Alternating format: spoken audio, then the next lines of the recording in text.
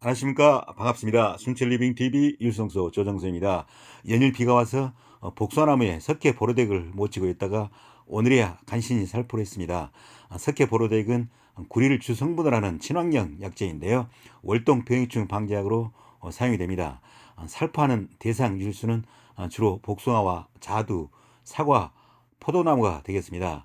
그런데 저 경험상으로 봤을 때 석회 보로덱을 살포할 필요성이 가장 높은 게 복소나무가 아닌가 생각됩니다. 사과나무와 포도나무는 석회 요항합제 살포 후 생육기에 적용 살충제와 살균제를 혼합해서 월 2회 정도 살포해주면 과일 수확하는 데 거의 문제가 없었던 것 같습니다. 하지만 복소나무는 세균성 구멍병이나 잎 오갈병, 잿빛 무늬병, 탄저병 등 병해가 워낙 심각하다 보니까 석회 요항합제와 더불어 석회 보르덱도 살포해 주는 게 좋지 않을까 그렇게 생각합니다. 복숭아나무에는 진딧물이나 노린재, 복숭아 순나방, 심식나방 등이 자주 발생하기는 하지만은 소화기에 가서 피해를 가장 많이 주는 것은 해충보다는 잿빛 무리병과 탄저병 등 병해인 것 같습니다. 따라서 다른 나무보다 복숭아나무에 우선적으로 석회 보르덱을 살포해 주는 것이 좋을 것으로 생각됩니다. 석회 보르덱의 살포 시기는 꽃이 피기 전입니다. 요즘에는 비가 자주 와서 까딱 잘못하면은 살포 시기를 놓쳐버릴 수 있으니까 미리미리 살포해 주는 게 좋겠습니다. 순천 기준으로 복숭아꽃 개화 시기가 4월 5일경인데요. 벌써 꽃몽오리가 많이 부풀어 올랐습니다. 이 나무는 신비복숭아 나무인데요. 백도나 황도복숭아 등 일반 복숭아나무보다 이 신비 복숭아나무가 개화 시기가 좀 빠른 것 같습니다. 꽃이 거의 얼굴을 내밀려고 하고 있습니다. 복숭아꽃이 피어 있을 때 석회 보르덱을 살포하면은 수정률이 현저히 떨어질 수 있기 때문에 너무 늦었다 싶으면은 차라리 안 치는 편이 더 낫겠습니다. 그리고 살포시 주의사항에 대해서 잠깐 말씀을 드리면은 보르덱은 아침 이슬이 마른 이후에 살포하는 게 좋겠고요.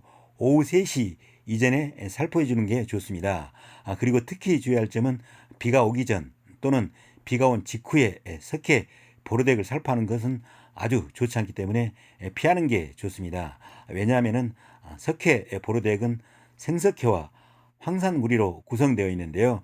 비가 오면은 생석회 성분만 씻겨 내려가서 독성이 강한 구리 성분만 남게 되어서 약해를 입기 쉽기 때문입니다.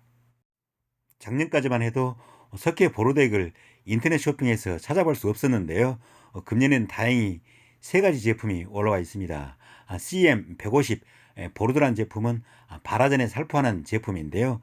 대상 유실수는 복숭아와 사과, 포도나무입니다. 그리고 BK 보로도란 제품도 똑같이 발화전에 살포하는 제품인데요. 대상 유실수 또한 똑같이 복숭아와 사과, 포도나무가 되겠습니다. 그리고 마지막 세 번째로 듀립 보르드란 제품도 있었는데요. 이 제품은 복숭아, 자두, 포도나무에 사용할 수 있는데요.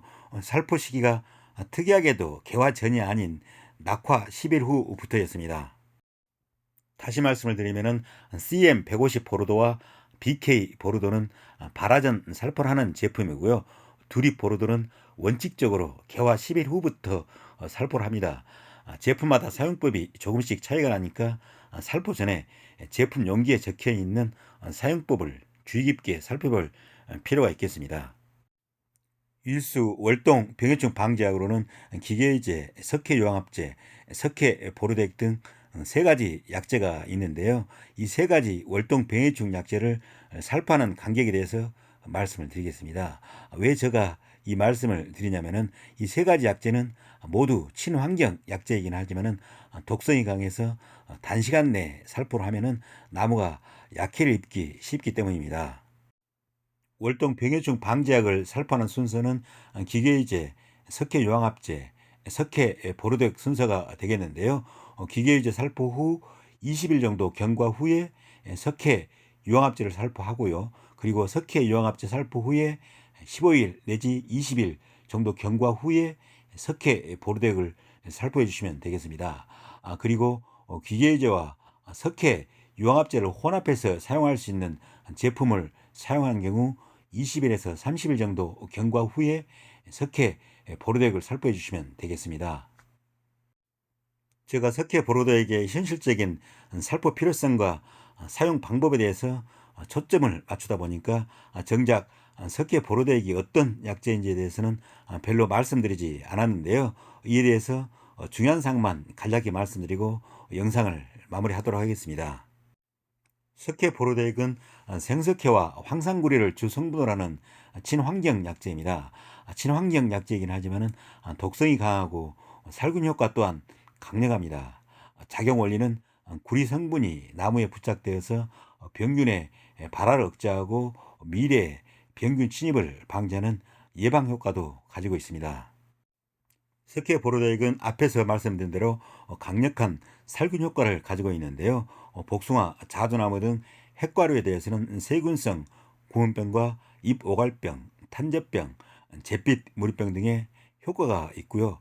사과나무에 대해서는 화상병, 갈반병, 견무늬 썩은병 등의 효과가 아주 좋은 것으로 알려져 있습니다. 그리고 포도나무에 대해서는 녹균병과 잿빛 곰팡이병 등의 효과가 아주 좋습니다. 석회 보로액을 월동 병해충 방지약으로 사용할 때는 육육식을 사용을 합니다. 여기에서 육육식이란 황산구리와 생석회의 배합 비율을 나타내는데요. 황산구리와 생석회가 6대1 비율로 혼합되어 있다는 뜻입니다. 월동 병해충 방지약이 아닌 생육기간 동안 사과나무에 사용되는 석회 보로덱은 2-10식인데요. 황산구리와 생석회가 2대10 비율로 혼합되어 있습니다. 여기에서 생석회는 구리의 독성을 중화시키는 역할을 한다고 할 수 있겠는데요.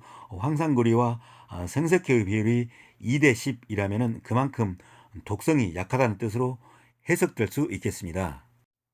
월동 병해충 방지약으로 사용될 때와 생육기간 중에 사용되는 경우 석회 보로덱의 성분비가 다를 수 있기 때문에 사용 시 이를 잘 확인해 볼 필요가 있겠습니다. 그럼 이걸로써 오늘 프로그램을 마무리하겠습니다. 늘 저희 순천 리빙 TV를 시청해주셔서 고맙고요. 오늘 하루도 즐겁고 행복한 시간 되시길 바랍니다. 감사합니다.